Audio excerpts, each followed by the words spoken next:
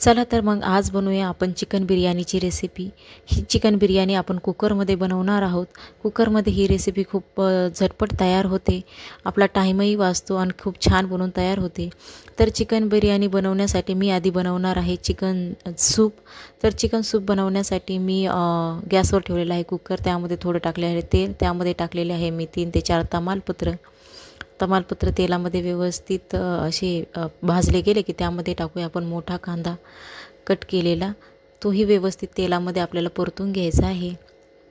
त्यानंतर 1 ते 1.5 चमचा मी इथे आलं लसणाची पेस्ट मी इथे वापरणार आहे, तेही व्यवस्थित तेलामध्ये आपण फ्राय करून घेऊया। कांदा लसणाचा कच्चापणा निघून गेला की त्यामध्ये आपण ॲड करणार आहे 1 टोमॅटोही व्यवस्थित तेलामध्ये आपल्याला परतून घ्यायचा आहे।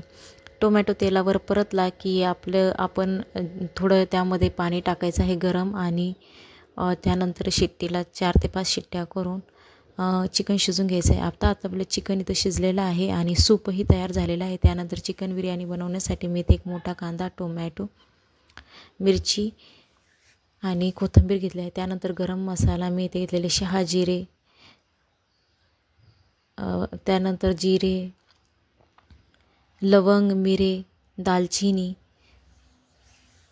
हे सगळं खडा मसाला मी इथे काढलेला आहे। त्यानंतर कुकरमध्ये टाकलेले आहे मी तेल टाकल्यानंतर आपला जो सर्व खडा मसाला आहे तो आपण याच्यामध्ये टाकून घेऊया। त्यानंतर तेलामध्ये मसाला व्यवस्थित परतून घ्यायचा आहे। मसाला व्यवस्थित परतला की त्यामध्ये आपण टाकणार आहोत कांदा।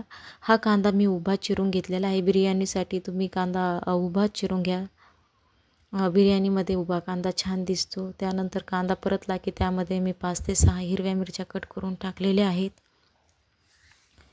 त्यानंतर आपण टाकूया इथे अद्रक लसणाची पेस्ट। मी इथे 2 मोठे चमचे अद्रक लसणाची पेस्ट इथे मी वापरलेली आहे। अद्रक लसणाने आपल्या बिर्याणीला खूप छान अशी चव येते, त्यामुळे अद्रक लसूण जास्त वापरायचं आहे।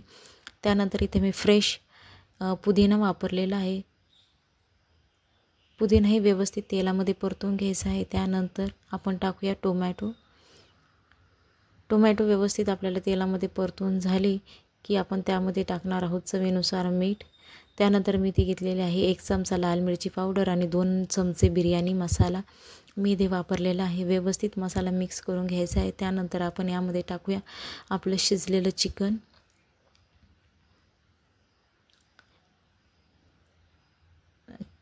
चिकन व्यवस्थित आपल्या भाजी मसाल्यामध्ये मिक्स करून घ्यायचे। त्यानंतर मी ते कोथिंबीर टाकलेली आहे। तांदूळ व्यवस्थित मी धुवून घेतले आहे। त्यानंतर पाण्याला उकळी आली की आपण यामध्ये तांदूळ टाकून देणार आहोत। तुम्ही यामध्ये कोणत्याही प्रकारचा तांदूळ इथे वापरू शकता। त्यानंतर कुकरला झाकण लावून 2 ते 3 शिट्ट्या करून घ्यायच्या आहे। आता आपली ती बिर्याणी झटपट तयार करून रेडी आहे, खायलाही खूप छान लागते। तुम्ही ही रेसिपी घरी नक्की ट्राय करून बघा, आणि माझ्या चॅनलवर नवीन असाल तर माझ्या चॅनलला सबस्क्राईब करा।